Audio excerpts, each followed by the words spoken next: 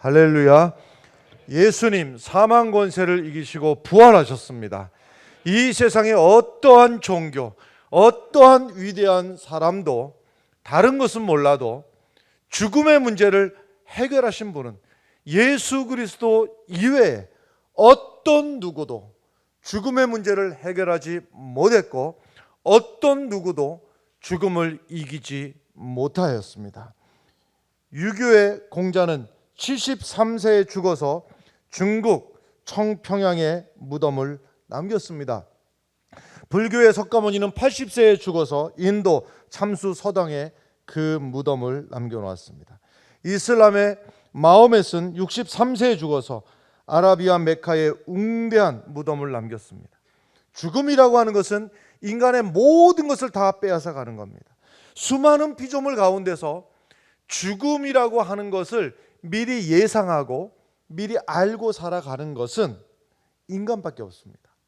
그런데 죽음이라고 하는 것을 예상하고 죽음이라고 하는 것을 알고 살아가는 인생이 만약에 어디로 가는지, 이 죽음의 문제를 어떻게 해결하는지, 죽음 이후에 무슨 일이 일어나는지 모르고 산다면 한낱 땅바닥에 기어다니는 지렁이나 군뱅이나 어떤 여타 다른 피조물과 다를 바가 없을 것입니다. 그런데도 참 다행스럽게도 우리는 예수 그리스도를 알게 되었고 예수 그리스도가 죽음을 이기시고 부활하심으로 말미암아서 우리들도 그 믿음을 따라서 우리가 살다 보면 우리도 부활에 이르게 된다는 사실을 우리도 알게 된 것, 이것은 하나님의 은혜요 하나님의 축복인 줄로 믿습니다. 어느 가수가 인생은 나그네 길, 어디서 왔다가 어디로 가는가, 인생은 하숙생이고 인생은 나그네이고 한번 이 땅에 태어나서 살던 사람, 낯설은 세상을 지나가는 나그네라고 노래를 했는데, 우리의 인생길이 우리가 만약 부활을 알지 못하고 산다면 그 인생의 종착점은 묘지요 죽음일 수밖에 없는 겁니다. 결국 사람이 산다고 하는 것이 묘지를 향해서 한 걸음 한 걸음, 오늘 하루 더 살았으면 묘지에 하루 더 가까운 그런 삶을 살 수밖에 없는 것이고, 아무리 위대한 업적을 남기고 아무리 큰 집에 좋은 집에 살았던 사람이다 할지라도 죽음이 임하는 순간에 최장 길어야 5일을 넘기지 못합니다. 떠나야 됩니다. 3일장 아니면 5일장. 아니 지금은요 죽기도 전에 먼저 병원으로 먼저 보내지고 중환자실에 들어갔다가 그 다음에 순서가 중환자실에 갔다가 영안실로 넘어갔다가 이제는 죽기도 전에 그 집을 떠나서 가야 되는데, 문제는 뭐냐면 갈 곳이 어느 곳인지를 모르고 살아가는 인생처럼 불쌍한 인생은 없는 겁니다. 물도 바다에서 왔기 때문에 모든 물은 바다를 향해서 다 가고 있고, 불도 위로 올라갈 줄 아는데 하물며 우리 인생이 어디로 가는지 모르고 산다고 하면 끔찍한 일입니다. 딱 사람이 생명이 떠나는 그 순간에 그 존재가 아무리 존경받던 사람, 아무리 사랑하는 가족이라 할지라도 생명이 떠나는 순간에 그 남아있는 육신은 끔찍한 흉물스러운 것밖에 남지를 않는 겁니다. 여러분, 우리가 어디서 왔는지 어디로 가야 되는지를 우리가 말씀에 의지해서 하루하루를 부활 소망을 가지고 승리하며 이기며 살아가는 주의 성도들이 되시기를 간절히 바랍니다. 중국의 베이징 천안문 광장에 가면 모택동 마오쩌둥 시신이 있는데 그 무덤에 썩지 않게 방부제로 처리하고 항상 무덤 안을 16도로 유지해서 지금도 죽을 때 모습 그대로 그 모습을 유지하고 있습니다. 한편으로다가 그 모습을 보고 있다 보면 사람이 썩어서 흙으로 돌아가야 되는데, 그 몸은 흙으로 돌아가야 되는데 흙으로도 돌아가지 못하고 저러고 있구나 싶은 생각이 들기도 하는데요. 그뿐입니까? 모스크바에 가면 레닌의 모습이 그렇게 보존되어 있고, 북한은 어떻습니까? 금수산 기념궁전에 김일성, 김정일 그 시신이 그렇게 보존되어 있습니다. 세상 사람들이 무덤의 크기가 자기의 생전의 권세와 그 위용을 자랑하려는 그런 마음으로다가 대표적인 것이 피라미드, 결국 무덤입니다. 피라미드 하지만 결국은 무덤이에요. 중국 진시황릉은 또 어떻습니까? 여산릉이라고 불리는 이 진시황릉은 무덤 자체가 산으로 되어 있는데, 인공적으로 만든 무덤이 그것이 산이라 이 말입니다.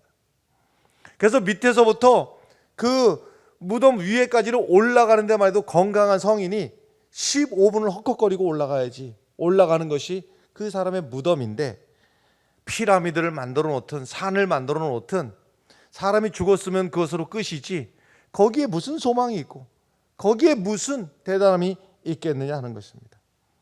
어리석은 사람들이 찾는 것이 무덤이고 어리석은 사람들이 찾는 것이 명당자리인데, 명당자리에 그 사람을 묻어 놓으면 그 사람 좋은 것 가고 좋은 곳으로 가고 또 자손들이 번성하고 잘 된다고 하는데, 그렇게 좋은 데 같으면 제가 명당자리 차지하는 법 알려드릴 테니까는 차지하실 분 차지하십시오.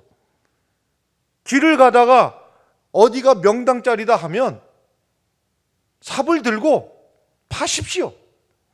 그리고 들어가십시오.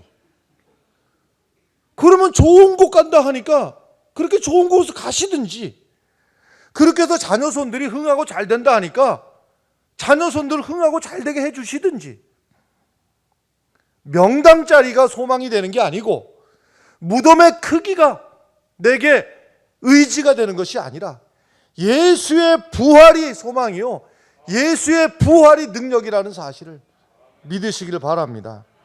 기독교는 무덤의 종교가 아니라 빈 무덤의 종교이고, 기독교는 부활의 종교이고, 만약에 누군가가 교회를 공격하고 싶고 기독교를 무너뜨리고 싶다면 제가 그에게 알려드리겠습니다. 어떻게 하면 교회가 무너지는지, 어떻게 하면 기독교가 무너지는지 알려드릴 테니까 입으로 떠들 일이 아니라, 소리를 높일 일이 아니라 예수의 무덤을 찾아오시면 됩니다. 그 무덤을 찾았다 하더라도 그 무덤은 예수의 시신이 있는 무덤이 아니라 빈 무덤일 것이고, 예수님은 다시 살아나셨습니다. 예수님은 부활하셨습니다. 예수님은 승천하셨습니다. 그 예수님이 지금도 우주의 역사를 주장하고 계시고, 내 인생을 주장하고 계시고, 내 생명을 오늘도 주장하고 계신다는 사실을 믿으시길 바랍니다. 우리 가운데 그 예수님 다시 오셔서 산자와 죽은 자를 심판하러 오실 것입니다. 그 날에 육신의 생명을 보존하고 있는 사람도 있겠고, 그 전에 육신의 생명이 끝나서 영혼과 분리가 된 사람도 있을 수 있겠으나, 그때가 언제가 되었든지 간에 예수 그리스도께서 오셔서 산자와 죽은 자를 심판하시는 그 날에 우리의 몸도, 영도 물론이지만 우리의 이 몸뚱아리도 늙어가는 모습이나 병든 모습이나 장애를 가졌거나 우리가 어떤 컴플렉스를 가졌거나 주름이 있거나 불만족스럽거나 눈이 작거나, 혹시 눈 작으신 분 시험 안 드시기 바랍니다.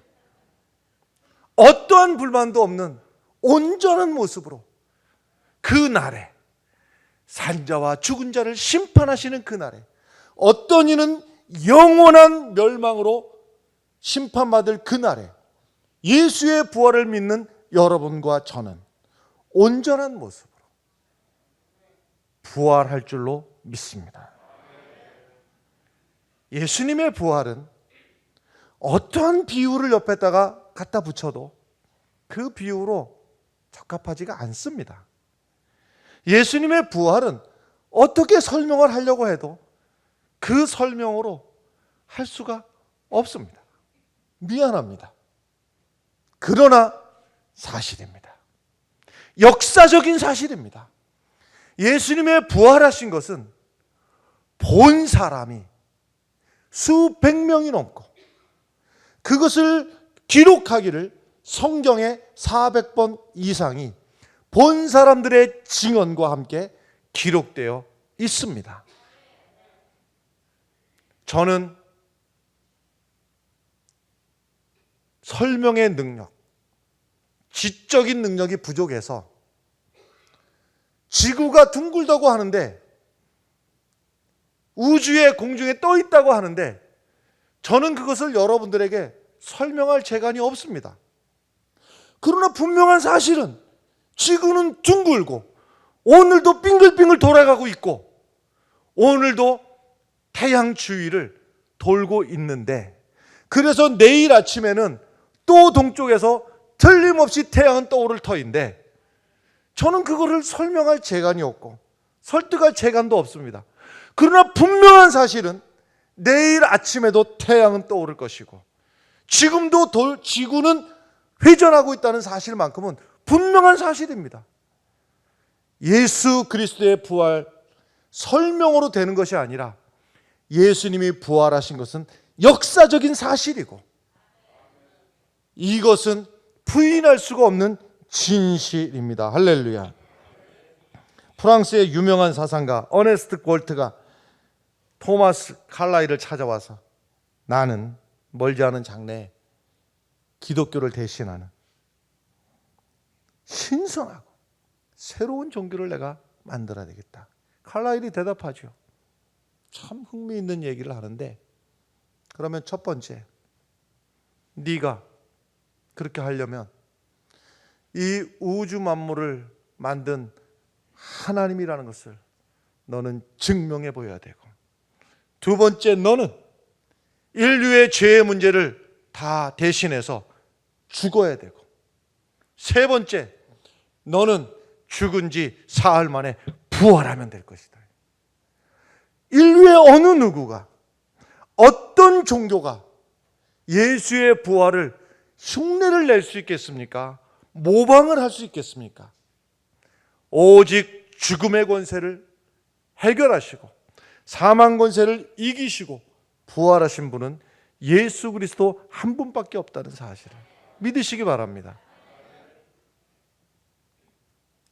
다른 종교를 폄하하려는 의도는 없습니다만, 어찌하다 보니까 자꾸 불교가, 교회가 좋아 보이는지 자꾸 따라합니다. 옛날에는 산속에 있던 불교 사찰이 이제는 이 시내로 점점 나와서 사찰을 만들고, 원래 옛날에는 절에서는 노래 같은 거 안 했거든요. 교회에서 찬송하는 게 좋아 보였는지 찬불가를, 또 그것도 처음에 몇 개 안 됐는데 지금은 꽤 많이 되더라고요. 보니까 찬불가도 열심히 만들고, 또 교회에서 성경학교 하는 게 좋아 보였는지 또 불에서도 또 절에서도 또 불경학교인지 뭔지 하여튼 또 뭐 그렇게 합니다. 교회는 주일마다 시간을 정해놓고 모여서 예배를 드리는데 그게 좋아 보였는지, 원래 절에서는 시간을 안 정해놓거든요. 근데 이제는 매 주마다 시간을 정해놓고 또 거기서도 또 모임을 합니다. 지금은 스님들도 신방합니다. 그리고 구역도 조직합니다. 괜찮습니다. 별거 다 따라도 괜찮습니다. 그러나 아무리 따라해도 예수 그리스도 부활하신 것은 흉내도 내지 못하고 따라할 수도 없다는 얘기입니다.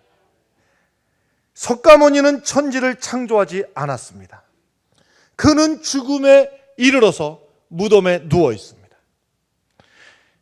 예수 그리스도 우리의 하나님은 천지를 창조하셨습니다. 그는 지금 무덤에 누워 계시지 않고 무덤 문을 여시고 부활하셨습니다. 할렐루야. 예수님이 부활하신 이 부활절, 조금 감각이 빠르신 분들은 왜 매년 부활절이 왔다 갔다 날짜가 달라지는가 아시는 분도 있고, 어떤 분은 모르시는 분도 있고 그렇습니다. 부활절은 춘분이 지나고, 매년 봄에 부활절 날짜가 달라지는 이유가 춘분이 지나고, 그 다음에 보름달이 지나고 첫 번 맞이하는 그 날이 부활절입니다. 그래서 대략 가장 빠르면 3월 22일이 가능합니다.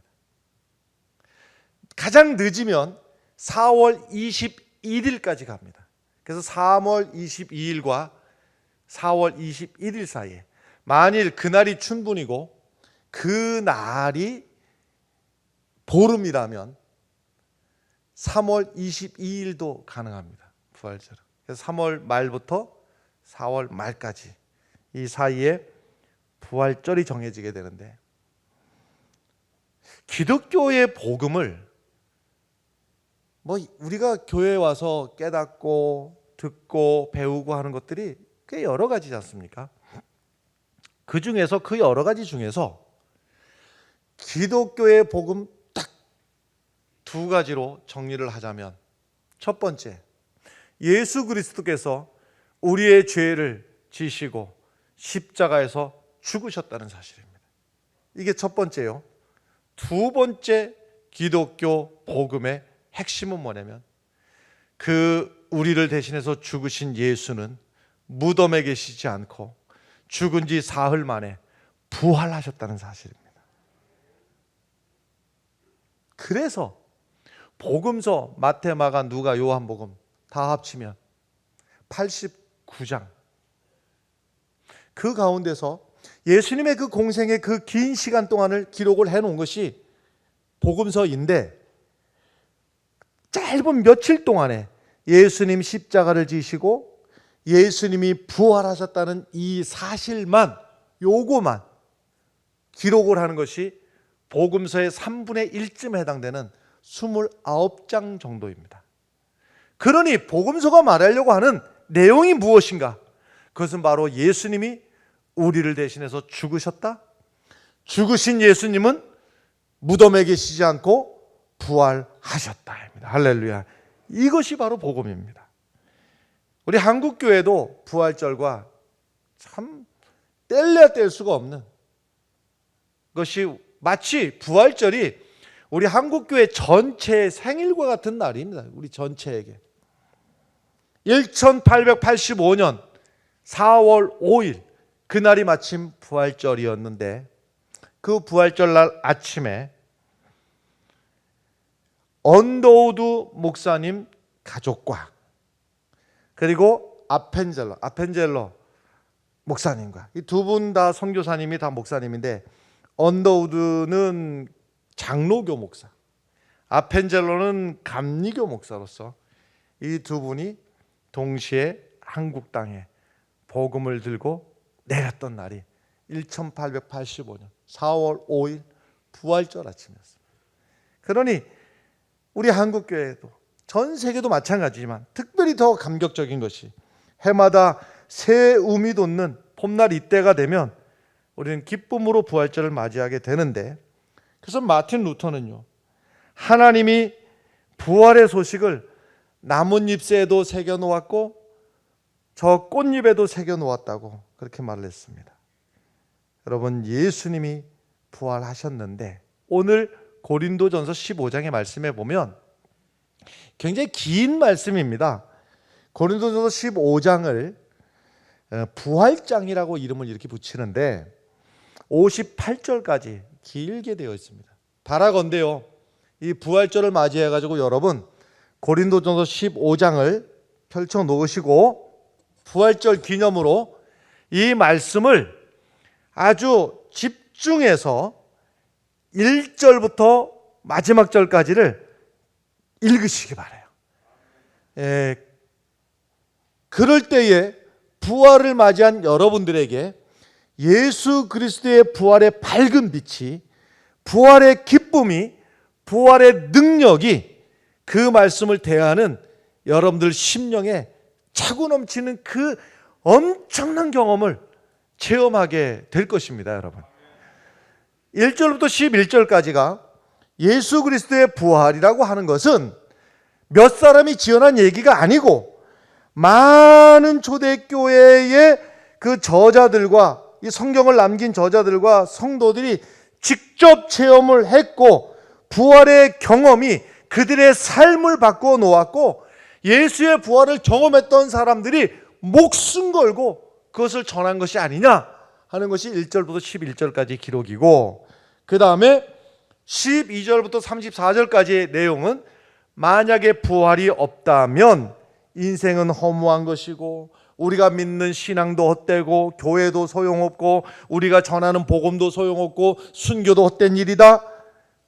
그런데 만약에 부활이 없다면, 사실 15장에 보면 8번이나 나오는데요, 이렇게 나오는 것은 절대로 부활이 사실이 아닐 수가 없는 진실이고 사실이고 팩트다는 겁니다. 그 다음에 35절부터 58절까지 말씀 보면 부활을 설명하는 이런저런 여러 가지 내용들이 또 붙어 있습니다. 로시 맥도르라고 하는 대학생 선교를 했던 분인데, 이분이 했던 말이 예수 그리스도의 부활이 사실이 아니라면 기독교는 인류 역사상 최고의 사기극이다. 그러나 예수 그리스도의 부활이 사실이라면 부활을 믿지 못하는 사람들에겐 최대 비극이 될 것이다. 일본의 우찌무라 간조 목사님은 나는 예수님의 부활을 믿으려고 애를 써본 적이 없다. 그러나 예수를 믿는 그 순간 나는 부활을 믿게 되었고 부활의 능력과 부활의 축복이 나의 것이 되었다. 나는 그때부터 이미 부활한 삶을 살고 있다. 그러면 여러분들에게 묻겠습니다. 여러분들, 예수님께서 나의 죄를 지시고 십자가를 지시고 죽으신 것과 그 죽으신 예수님이 무덤에 계시지 않고 사망 권세를 이기시고 부활하셨다는 이 사실이 믿어지십니까, 여러분? 이것이 믿어지는 것보다 더 큰 축복은 내게 없는 거예요. 예수의 부활이 믿어지다니, 이것은 축복입니다. 이 사실이 축복이고 믿어지는 이 자체가 축복입니다. 만약 이게 안 믿어졌더라면 어쩔 뻔했어요. 우리가 인생에 아무리 많은 업적을 남기고 아무리 많은 돈을 벌어도 몇 년 뒤에는 우리는 육신은 흙으로 영은 하나님 앞에 나아갈 터인데, 부활이 믿어지지 않았더라면 여러분과 저의 인생은 실패한 인생이요, 버림받은 인생이요, 멸망받은 인생이 될 터인데, 아니 예수의 부활이 믿어지다니요, 이 사실이 축복이요, 이 사실이 내게 주신 은혜인 줄로 믿습니다. 어리석은 사람들 함부로 말합니다. 죽으면 그만이지. 누가 그럽니까? 누가 죽으면 그만이라고 누가 그럽니까? 알지도 못하면서 함부로 말하면 안 됩니다. 죽으면 그만인 것은 결코 아닙니다.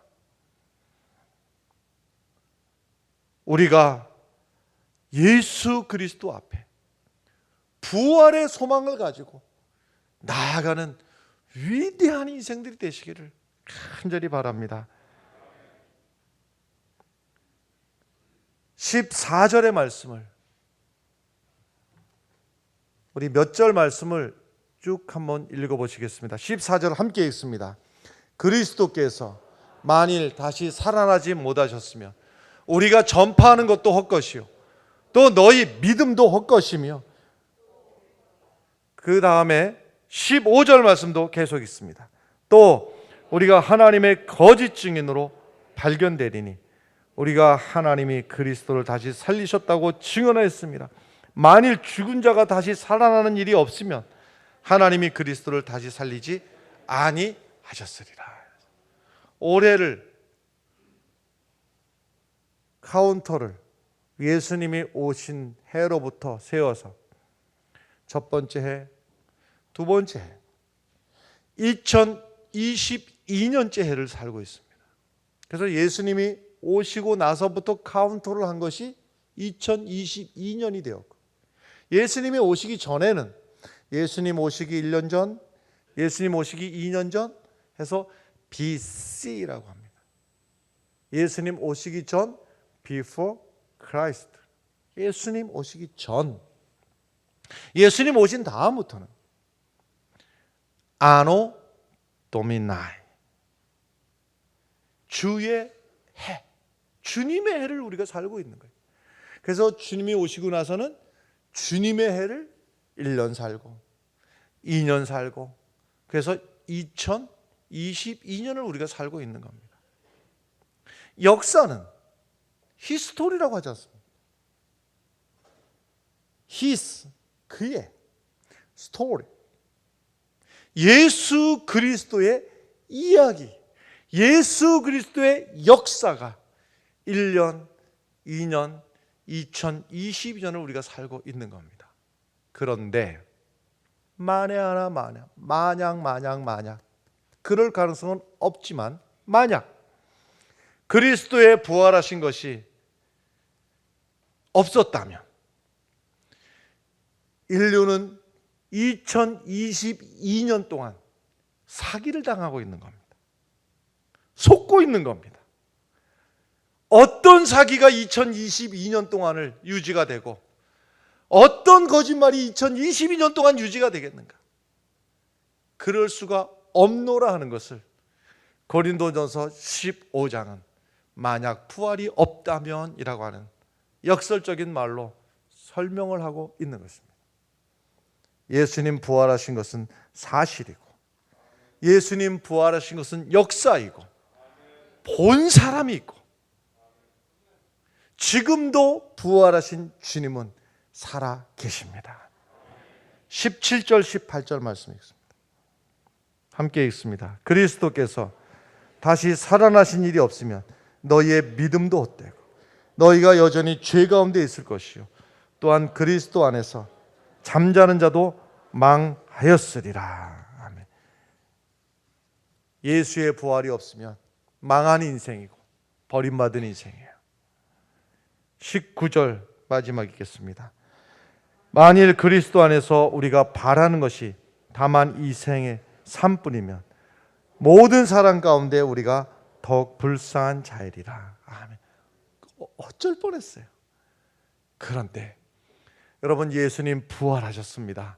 그러므로 우리는, 예수 그리스도를 믿는 우리는 비록 세상에 엄청난 권세를 누리거나 또 물질을 쌓아두고 살거나 또 다른 사람 보란 듯이 대단한 권력을 차지하지는 못했을지라도 부활하신 예수님이 내 안에 계시고 지금도 내 안에 살아 계시고 나와 동행하시고